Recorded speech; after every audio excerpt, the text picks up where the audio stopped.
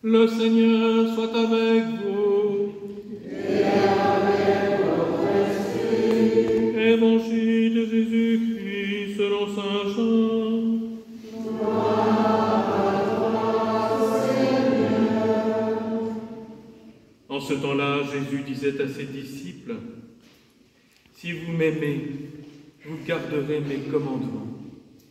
Moi, je prierai le Père, et il vous donnera un autre défenseur, qui sera pour toujours avec vous, l'Esprit de vérité, lui que le monde ne peut recevoir, car il ne le voit pas et ne le connaît pas.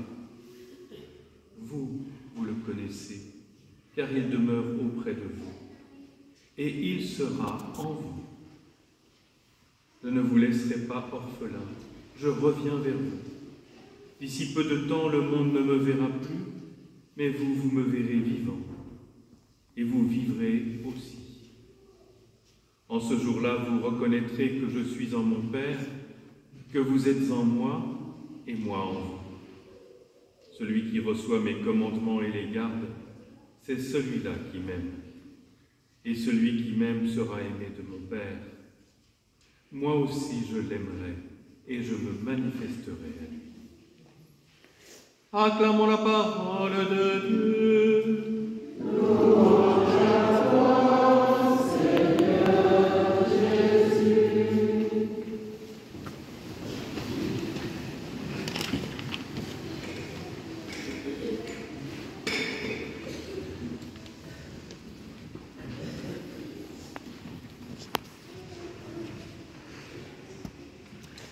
Bien-aimés de Dieu, lentement mais sûrement,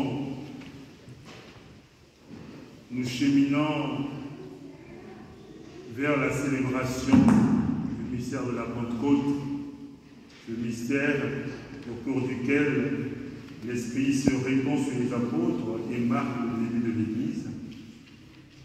Mais avant, il y a le mystère de l'Ascension, jeudi prochain, qui pointe à l'horizon. Alors, sur les méditations qui nous conduisent le dimanche de la Pentecôte, il y a ce 6e dimanche du temps de Pâques. Souvenons-nous que dimanche dernier, le Christ nous révélait qu'il était le chemin, la vérité et la vie. Et bien avant, le Christ était révélé comme étant le bon pasteur qui garde ses brebis. Aujourd'hui, si nous relisons pas à pas ce texte de l'Évangile, le premier mot qui saute à la lecture de ce texte, c'est que c'est le mot défenseur. Je prierai le Père et il vous donnera un autre défenseur. Jésus ne dit pas un défenseur. Jésus dit un autre défenseur. Ça veut dire qu'il y en avait avant. Avant, c'était lui. Mais nous savons tous qu'à la mort de Jésus, les apôtres avaient tous peur. Si on a traité ainsi le bois vert, que sera le bois sec? Tout le monde avait peur. Et Jésus a cette connaissance-là. Alors il prévient. Je vous enverrai l'Esprit. Un défenseur. Pourquoi défenseur? Le défenseur, c'est celui qui protège. Celui que l'on appelle en cas de nécessité, en cas de besoin. Ce n'est pas un grand Goliath, mais quelqu'un qui est à côté, qui peut assurer une sécurité. Un défenseur. Et Jésus était l'homme de défense. Il était le bon berger. Donc, il est le défenseur. Mais il est conscient qu'il ne sera plus là. Que deviendrait donc les disciples? Alors, je vous enseigne l'esprit de vérité que tout le monde ne peut recevoir. Car il ne le voit pas, il ne le connaît pas. Mais vous, vous le connaissez, car il demeure auprès de vous et il sera en vous. Deuxième chose, l'esprit de vérité pourtant est en eux. Et ils le connaissent. Mais Jésus fait attention dans ce qu'il dit. Plus tard, il dit, je ne vous laisserai pas orphelin.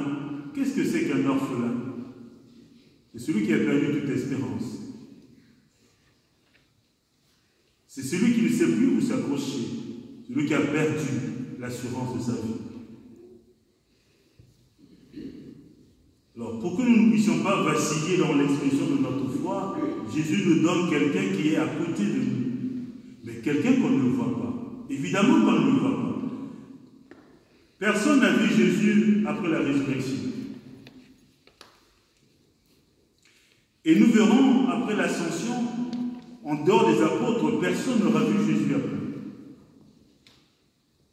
Donc il est absent, mais il est présent par la grâce de l'Esprit Saint.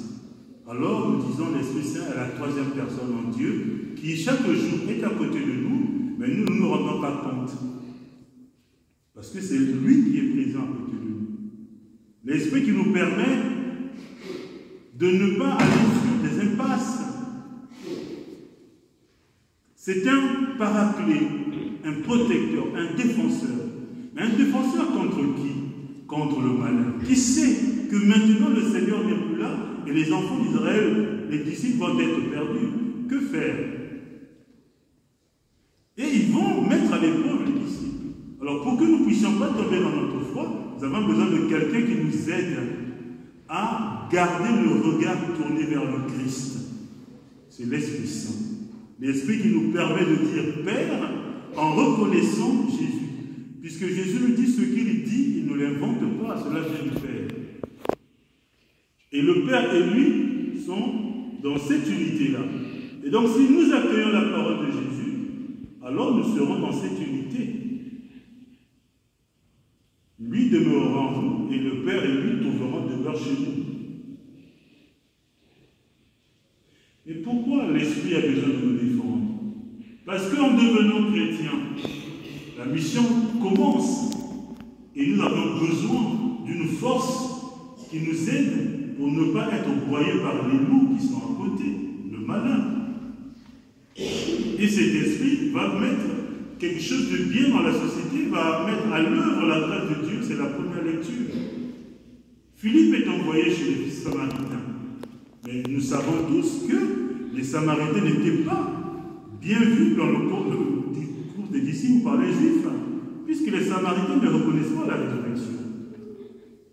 Alors quand on dit qu'il était envoyé par les apôtres en mission chez les Samaritains, évidemment il y a des difficultés chez les Samaritains. Parce que le cœur de la foi, c'est le Christ est ressuscité. Mais les Samaritains n'acceptent pas la résurrection. Donc il y a beaucoup de tensions.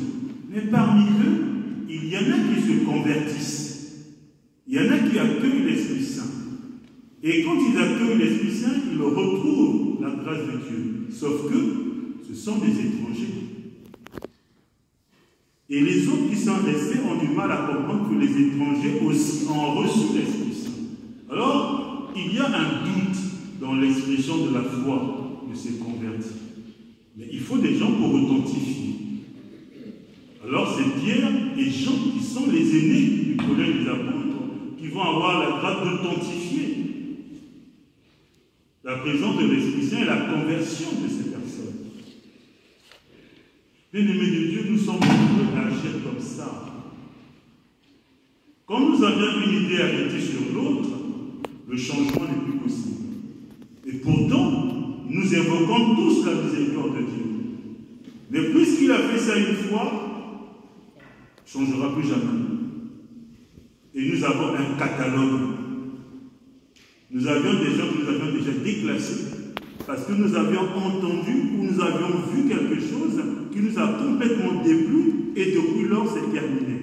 Je ne crois plus à cette personne. Mais où est la grâce de Dieu? L'Esprit Saint ne vient pas pour séparer. L'Esprit Saint vient pour unir, unifier et avancer sur le chemin de la vie. Quelles que soient les différences, et il faut des différences. Et ces différences ne doivent pas nous éloigner. Ces différences doivent faire en sorte que nous puissions nous raffermir, parce que ces différences établissent une complémentarité dans la vie. Ce que moi je ne suis pas capable de faire, quelqu'un d'autre est capable de le faire.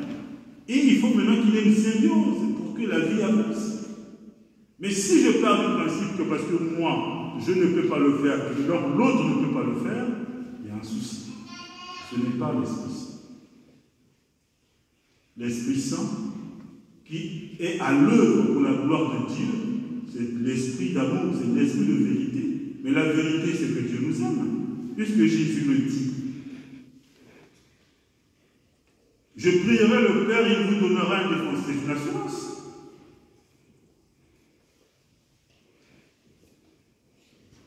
Je ne vous laisserai pas orphelin, je reviens vers vous. D'ici peu, le monde ne me verra plus.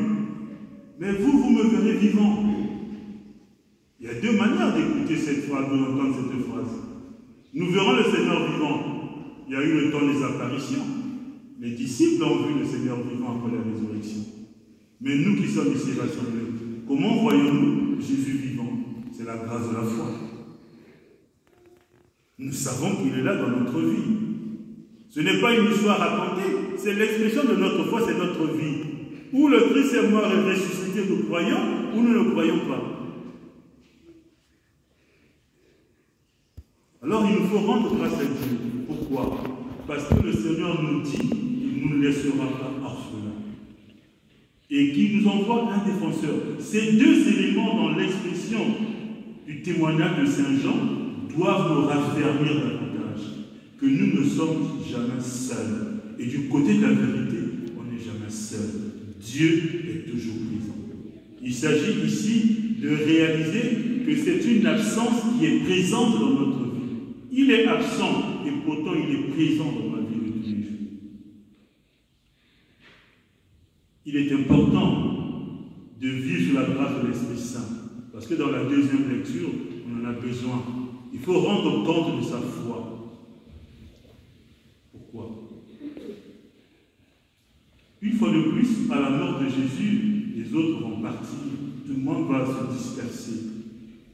Et ceux qui n'étaient pas d'accord avec le nom de Jésus mettent à l'épreuve. Mais si nous ne sommes pas capables de rendre compte de notre foi, nous aurons des problèmes. Notre foi va baisser, c'est-à-dire les événements du quotidien vont avoir le dessus sur nous. Il y a beaucoup d'éléments qui jalonnent notre quotidien, qui peuvent faire en sorte que notre foi puisse baisser. Mais il nous faut rendre grâce à Dieu, parce que l'Esprit Saint est là. Prenons un exemple. Regardons l'Église. Cette Église, qui depuis bientôt 5-10 ans, se révèle être fragile. Nous ne pouvions pas imaginer un saint que tel était pécheur. Nous ne pouvons pas imaginer un seul instant que ce prêtre était comme ça. Mais aujourd'hui, nous constatons tous que tout le monde est pécheur. Et combien de fois n'avons-nous pas entendu qu'à cause de ça, je me retire? À cause de ça, j'arrête. Combien de fois n'avons-nous pas entendu les personnes se retirer parce que désabusées sur une situation? La barque est en train de tomber.